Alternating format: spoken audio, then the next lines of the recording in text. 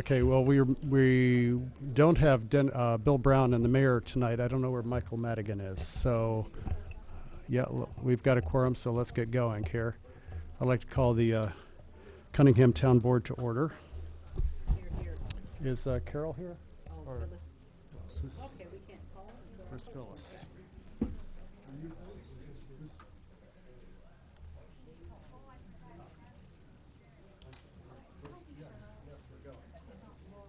No, Laurel's not here.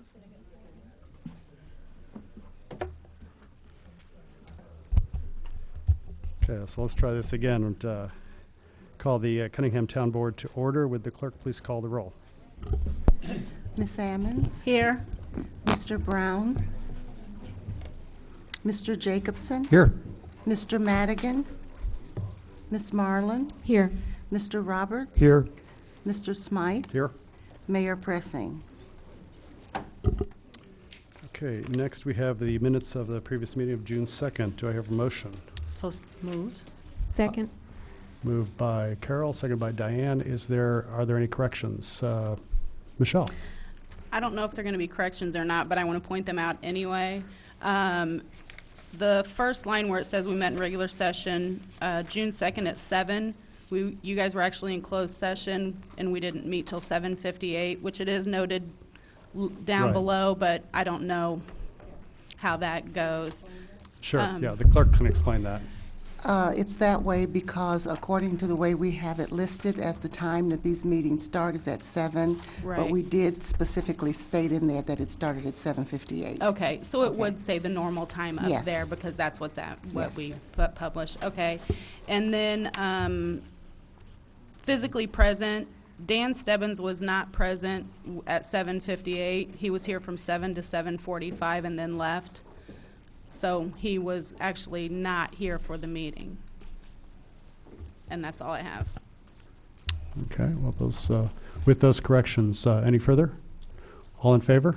Aye. Opposed? Okay, those are approved with corrections.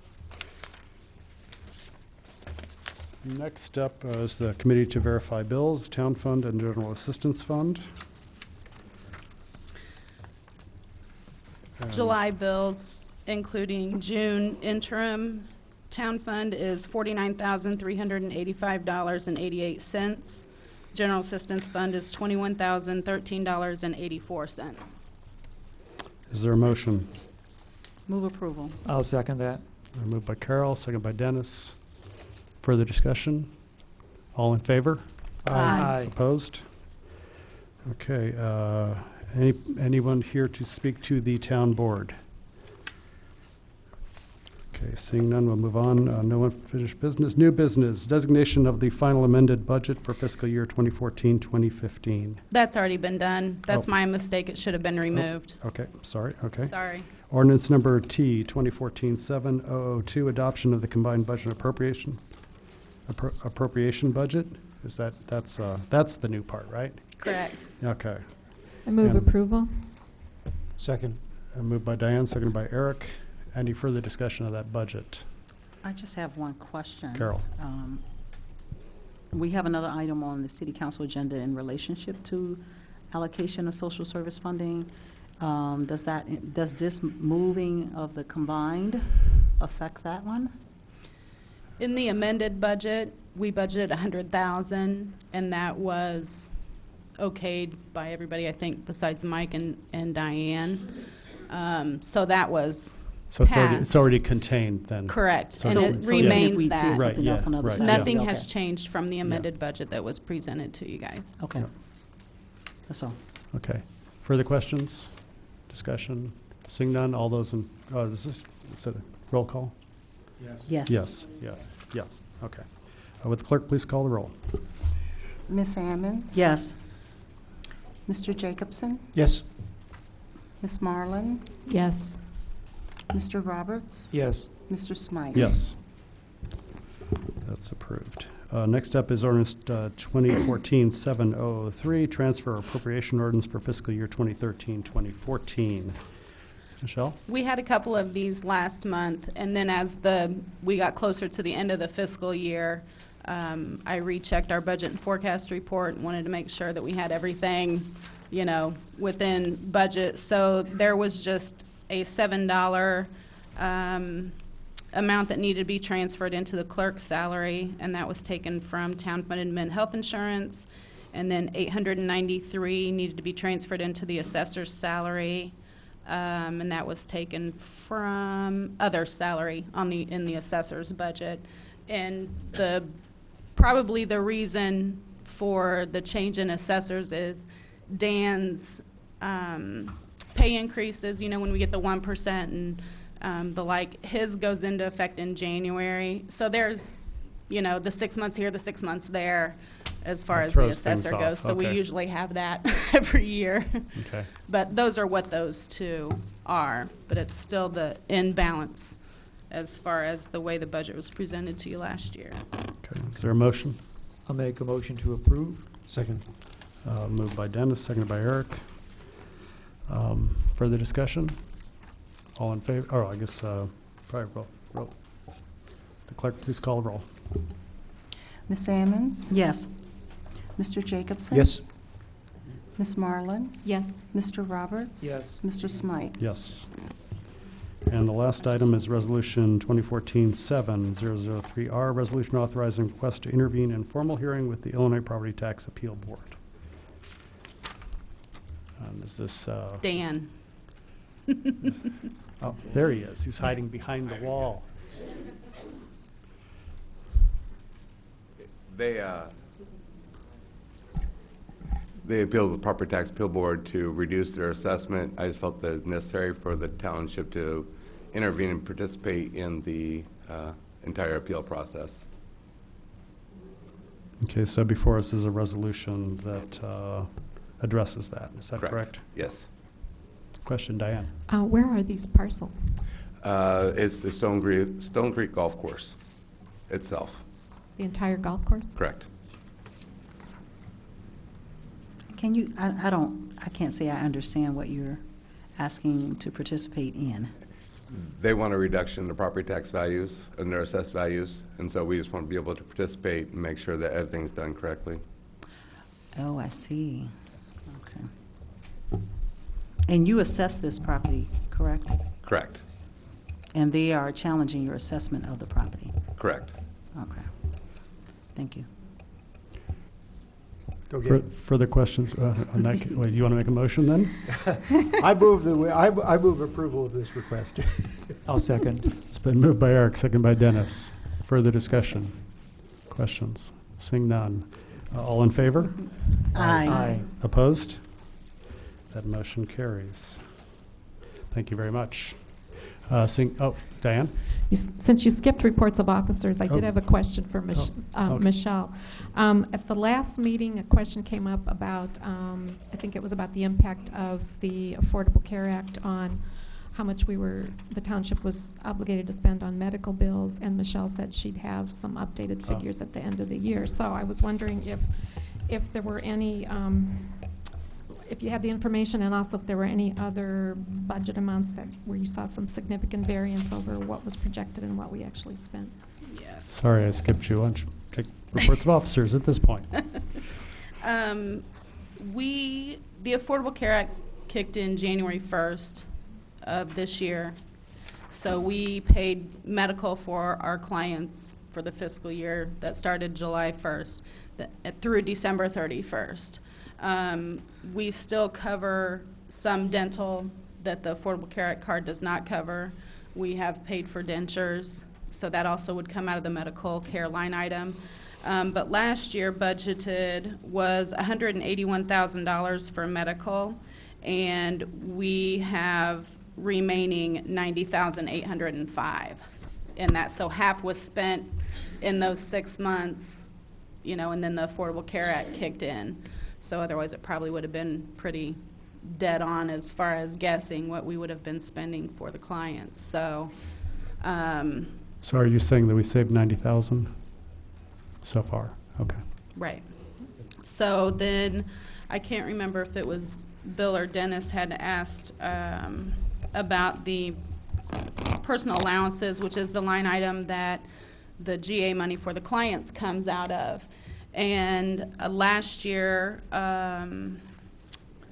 She had budgeted $425,000 for that, assuming the caseload was still, you know, at the 170 mark, and we only spent $213,462. So we have $211,500 left that was not spent in that line item. For this fiscal year, though? For the fiscal year ending June 30th, yes. Oh, ending June 30th? Yes. Right. Which is reflected in the client caseload graphs that you've been receiving, you know, for years now. But, you know, when you guys were asking about the reduction, then that is how it has affected Okay, Eric, you had a budget. question? So it's partly a question, partly a comment, but maybe see how people react to it. But it seems to me that we should, I think that the reduction in the medical expenses Mm-hmm. is likely to be sustainable. The reduction in the caseload is likely to be sustainable.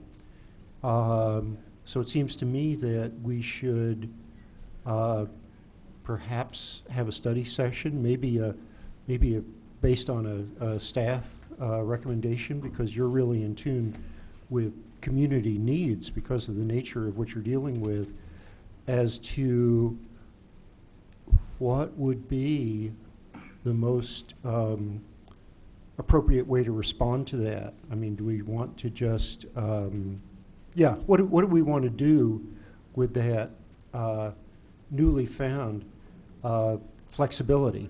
And I think we ought to, you know, during the coming year, at some point, we ought to consider that in and maybe we should get, you know, community input on that as Sure. well. And one area that, you know, until it's decided, we're never going to know until it is whether or not the Carl and Provena money is going to be a revenue or expenditure. Right. So we can have only 1 year of our budget in surplus. So right now, if we have to pay back Carl and Provena, which mainly Carl's almost $500,000, you know, $1,000. So if we had to pay back Carl and Provena, we only have about 5 months of sustainability.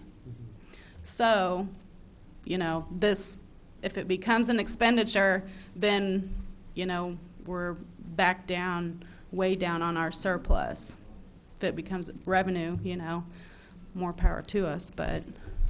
So maybe I can ask, if it's okay, maybe I can ask Fred, do you have an idea of the timetable for when we would actually know or have a clear idea of what the how the encounter with Carl is going to affect our budgetary situation?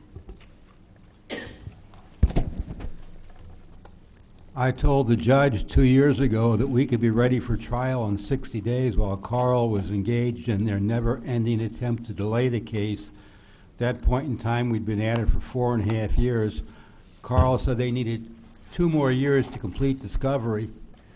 More than 2 years have gone by now, and Carl's nowhere near doing anything other than continuing to find ways to delay things because they don't want a trial in this case. We can still be ready for trial in 60 days. So the answer to your question is no, I can't tell you when it's going to be. And that's why I can't tell you when it's going to be. I think Diane, did you have a question? Yeah, and then Carol. I just wondered, Michelle, how much would you recommend keeping in surplus, or what do you typically use as a reserve? I guess you're talking about a reserve fund, right?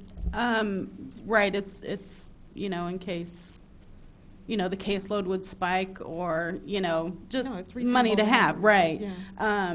I don't know, with being in 1 year, I mean, it was almost very non-existent when I started at the township.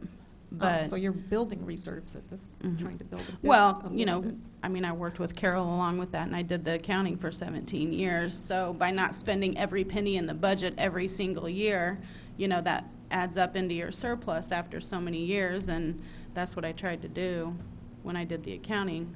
So as far as what do I want to have in there, I really want to have what we can until we decide whether or not this Carl money, it's too scary. And I want to be able to have the funds to not only help the general assistance clients, but to do extra and pay for the, extra dental and stuff that the Affordable Care Act card does not cover, and we still do glasses and, that kind of stuff that's not covered under the medical card. So until Carl is really decided, There's $500,000 unknown. correct. Okay. Carol? I just wanted to clarify two things. One, we currently have, how much is our current reserve? The It's current- right at 1.3 million. It's at 1.3 million. So the current reserve is certainly well adequate to cover, even if they decided tomorrow that we needed to pay Carl back. Correct. We can pay them, and once we pay them, that's that. Correct. We do have annual revenues, tax revenues that come in to sustain the township. Mhm. So I guess my question really is, I want to ensure, and I think you explained to me prior to the meeting, that we are serving Cunningham Township people at the highest rate that we can. And does the 46 kind of, that's in the current, and it's only the beginning of the month. Correct. So those who are currently on this graph that you gave us, Mhm. representing about 46 clients, does that include glasses, dentures, dental services as well? Only people that are general assistance clients at Cunningham Township receive those services. Oh, okay. So this, Right. this is everybody. Correct. Right. And then we will open cases every Friday, when we do the interim checks. So the caseload that you get at the beginning of the month, look back at June. June is done and over with. Okay. It might increase one or two since it's the beginning of the month if somebody had, met all the criteria, June 30th. But I believe it was around 57, Yeah, for June, yeah. It's yeah, somewhere probably around about there. 57. So, it'll increase a little bit for July. It will not remain at 43. Okay. But for the participant people in the city of Urbana, the township supervisor is there to help people get assistance who qualify. And so I clarified with Michelle before the meeting that we are not certainly interested in reducing or depressing or suppressing our township clients and assistants. And so if they need assistance, they can call your office. Yes, They can visit the office on Green Street. correct, right across from the Right library. across from the library to receive services if you need them. Mhm. And we just want people to know that it's there. Right. Anything further from Fred or Michelle? Okay, thank you both. Seeing no further business, this meeting is adjourned.